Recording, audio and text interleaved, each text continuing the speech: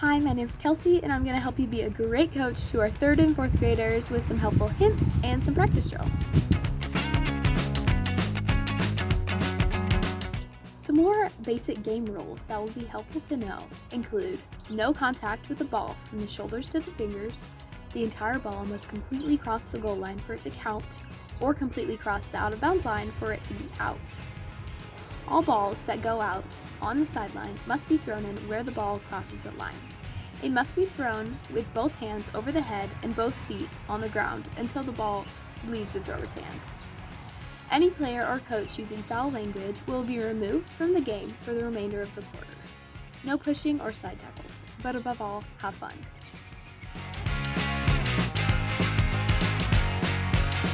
The goalie must wear a shirt that distinguishes them from the other players at all times. The goalie may only hold the ball while in the goalie box. The goalie may only hold the ball for 6 seconds after gaining possession. The goalie may not touch the ball again with his hands after it has been released from his possession and has not touched another player. The goalie may not touch the ball with his hands if it has been deliberately kicked to him by a teammate. The goalie may not touch the ball with his hands if they received it directly from a throw-in taken by a teammate.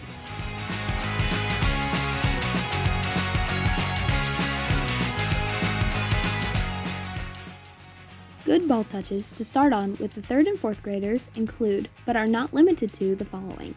Toe touches, or ball taps, are just alternating feet taps on the top of the ball while staying in place. Sticky tape. Without lifting your foot from the ball, as if it is stuck to it, you will roll the ball from the inside to the outside of your foot, all while hopping on the other leg. For tap-tap roll, players will tap the ball from the inside of their right foot to the inside of their left foot and back, before rolling over the top of the ball with their right foot. Then they will repeat, starting with their left. This is what it looks like at regular speed.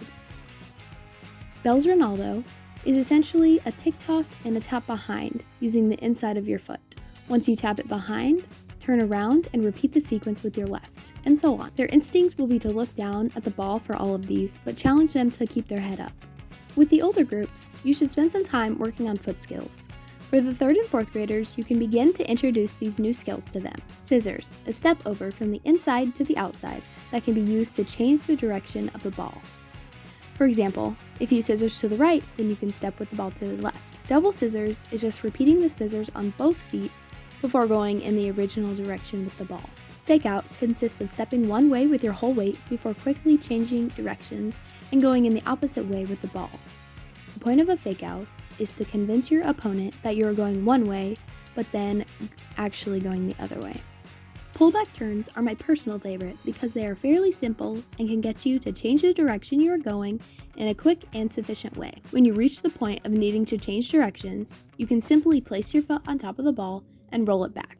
Then turn over that same shoulder and move in the new direction.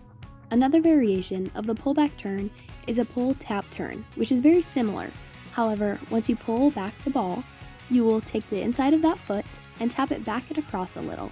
That way you can turn over your opposite shoulder to receive the ball. Just remember that with the original pullback turn, you turn over the same shoulder as the leg you used to pull back.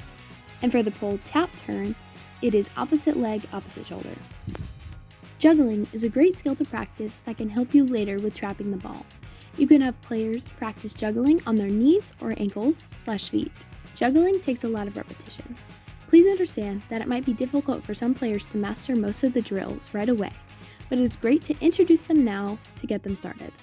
3rd and 4th graders will need to know how to properly do throw-ins, corner kicks, and goal kicks, because they will be fairly new to them and will use them a lot in games.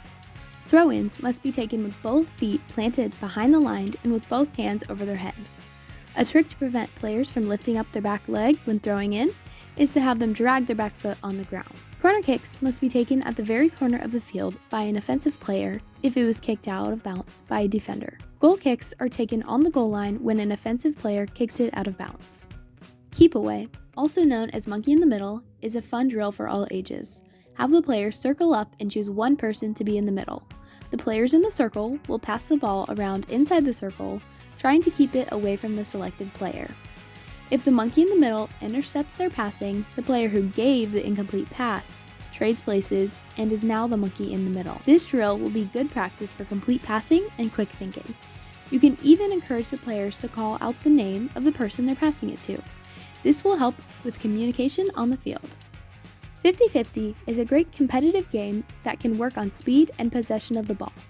Split the team in half and create 2 lines about 20 yards apart. The coach will be the one to stand in the middle and toss the ball into play. As soon as it reaches the air, one player from each side will race to gain control of the ball and bring it back to their side.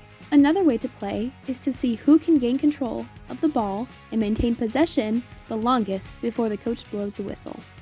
This level would be a good age to begin more goalie work with the team or any players interested.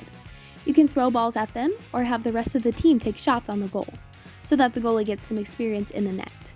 And of course, that will be a perfect opportunity to let the other players focus on aiming and shooting at the goal. Overall, just remember that when learning all of these great drills and skills, repetition is key. If you want more information on the rules that the refs will be using during our games, you can click the link in the description down below, and I hope you guys have a great soccer season. Thanks for watching!